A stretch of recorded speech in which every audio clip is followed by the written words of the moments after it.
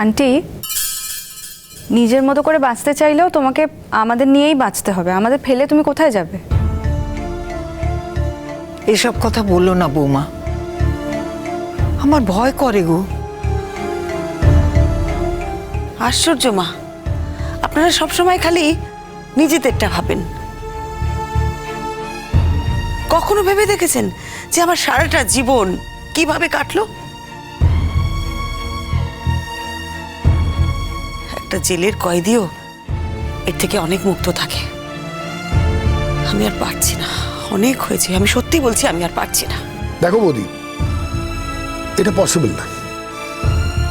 কারণ যতদিন না দিদির জীবন থেকে এই সমস্যাটা যাচ্ছে, ততদিন তুমি কোনোভাবেই শান্তিভাবে বাঁচতে পারবে না।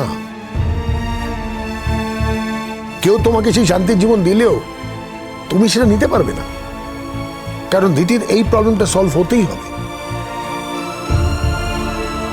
আবার বলছি, শ্রীময়ী আজকে যে এই দিনটা দেখছে সেটা তো আমার জন্য, তার মূলে আমি। কিন্তু আমি কথা দিচ্ছি যে আমি আর কারুর কোনো দায়িত্ব অস্বীকার করব না। আর কারো বলতে? প্রত্যেকের। আমি প্রত্যেকের দায়িত্ব নেব। তুই তো কোনোদিন কারো উপর থেকে দায়িত্ব অস্বীকার করিসনি বাবা। মাঝে কটা দিন বাদ দিলে তুই তো সব সময় সব দায়িত্ব পালন করেছিস। দায়িত্ব পালন করেছি, কিন্তু সম্মান দিইনি হয়তো।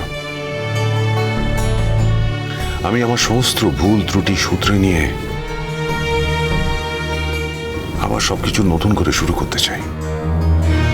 মানে তুমি কি মনে করছো, যেহেতু আজ পর্যন্ত আমি এ বাড়িতে থাকি, তাই তুমি যদি তোমার সব ত্রুটি শুধরে নাও, আমি সব ভুলে যাব?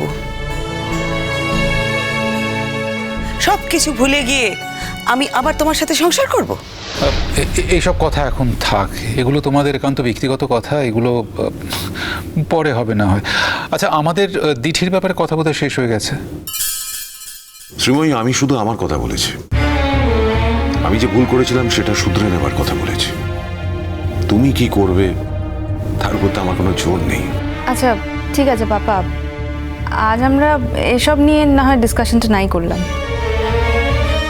বৌমা, একটা কথা ভাবো তো, সব সময় সব কিছু তোমার কাছেই তো ফিরে আসছে, তোমার কাছে এসে নতজানু হতে হচ্ছে। এটা কি কম বড় পাওনা? হচ্ছে অনেক কারণে মা।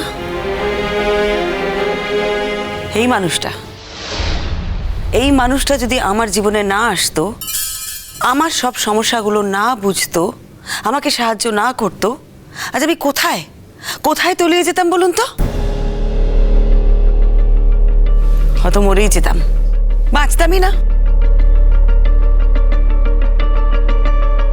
আমার বাবা মা আমাকে জন্ম দিয়েছে ঠিকই, কিন্তু এই মানুষটা আমাকে জীবন দিয়েছে। এর থেকে বড় সত্যি আর কিছু নেই। আর জীবন পেয়েছি বলেই মুক্তিকে এত বড় করে ভাবতে পারি আজ। এই নতুন জীবনে আকাশের ডানা মেলার কথা ভাবতে পারি। তবে হ্যাঁ, এখনই নয়, আমি নিজের সব কর্তব্য আগে শেষ করব, তারপর নিজের মুক্তির কথা চিন্তা করব। কোন মুক্তির পথ খুঁজতে চাইছে শ্রীময়ী? ও কি রোহিত সেনের কাছে চলে যাবার কথা বলছে? হ্যাঁ, যদি তাই হয় তাহলেও তো আমার দুঃখ পাওয়ার কিছু নেই।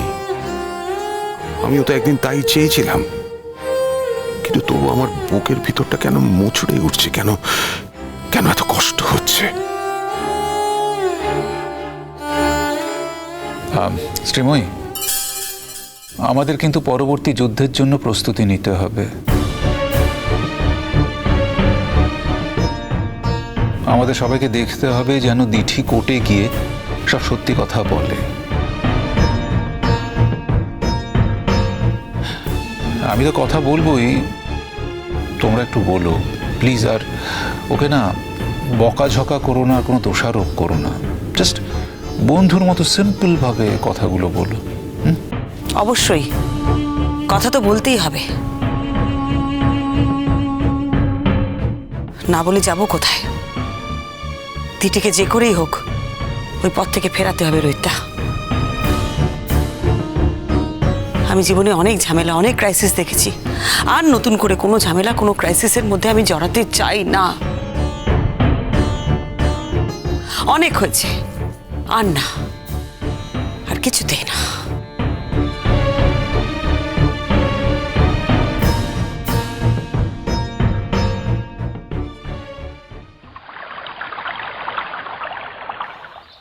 হ্যাঁ রে, দিঠি যখন ফোন করে তখন আমাকে কেউ ফোনটা দিস না কেন রে? আর তো দিঠি ফোন করেনি মা, ওই সেদিন যখন করলো সেদিন তো আপনাকে ফোন দেওয়া হলো। হ্যাঁ, অবশ্য এখন ছোটুকে ফোন করেছে কিনা সেটা আমরা বলতে পারবো না। আশ্চর্য, আমাকে কেন? মিথ্যে কথা বলিস না ছোটদা, তোকেও ফোন করেনি। সত্যি কথা বল। দেখ, আমি কিন্তু কল লিস্ট দেখেছি, আমি দেখেছি যে তোকে ফোন করেছিল। আহা, মেয়েটা যদি ফোন করে থাকে তাহলে আমাদের একটু দিতে পারতে, কেমন আছে জানতে পারতাম। ভালোই থাকবে বাবা, বাড়ির মেয়ে বাড়িতে ফিরে গেছে, খারাপ কেন থাকবে? বাবা, ওদের সাথে আমাদের মেলে না, তাই জোর করে এরকম মাখামাখি করে মায়া বাড়িয়ে কোনো লাভ নেই। দেখো, ভালো মন্দ এসব ভেবে তো আমরা মানুষের সাথে মিশি না। মেয়েটাকে আমরা ভালোবেসেছিলাম অন্তর থেকেই। দিঠি নিজের গুণেই সে ভালোবাসা আদায় করে নিয়েছিল।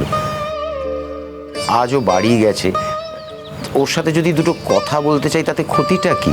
বাবা, ওরা পয়সাওয়ালা লোক, সমাজে ওদের একটা স্ট্যাটাস আছে।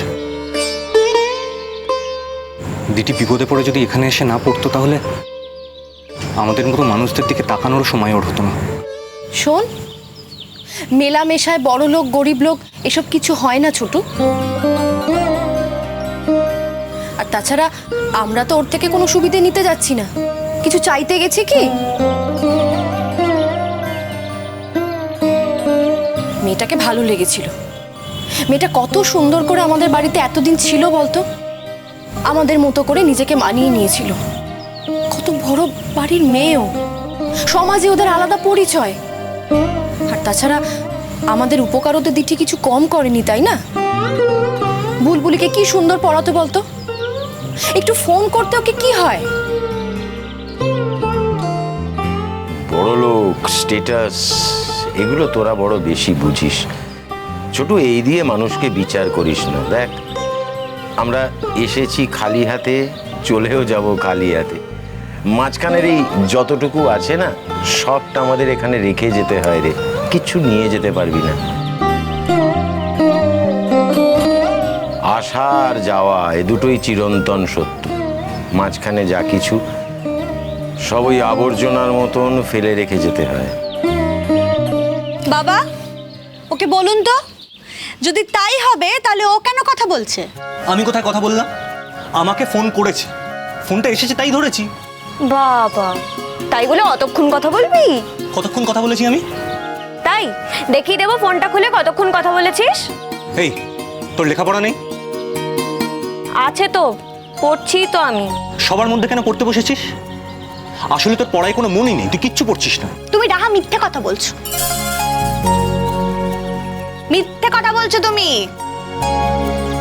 আমারও তো মনে হচ্ছে, আমিও তো ভাবছিলাম যে দিঠি ছোটুকে ফোন করে, ঠিক আছে, কোনো অসুবিধা নেই। দিঠি ফোন করলে ছোটু ফোন ধরে, গল্প হয়, কথা হয়, কিন্তু আমাদেরকে বলতে অসুবিধাটা কোথায়? হ্যাঁ,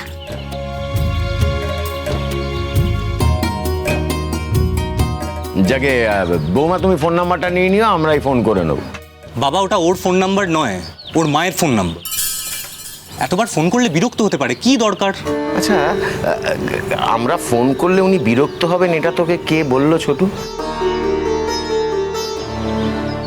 আমি তো ভদ্রমহিলাকে দেখেছি, এরকম তো মনে হয়নি। ওনারা যথেষ্ট ভদ্রলোক। হ্যাঁ, আমি ফোন করব। তোর সব ব্যাপারে কেন কথা বলতে হবে বলতো? আর আমরাই বা কেন সবসময় তোর পরামর্শ শুনবো? তাই না তাই, তুই বড্ড লায়ক হয়ে গেছিস, তাই না রে ছোটু? তুই তো আগে আমার এরকম ছেলে ছিলিস না, কত সহজ সরল সাদাসিধে ছেলে ছিলিস আমার। কি হয়েছে তোর? তা বাবু দুদিন ধরে কাজে বেরোচ্ছে না কেন? হ্যাঁ, ব্যাপারখানা কি? কাজ নেই নাকি? না, কেন রে, ভাড়া পাচ্ছিস না? গাড়িটা মালিকের কাছে জমা দিয়ে দিয়েছি।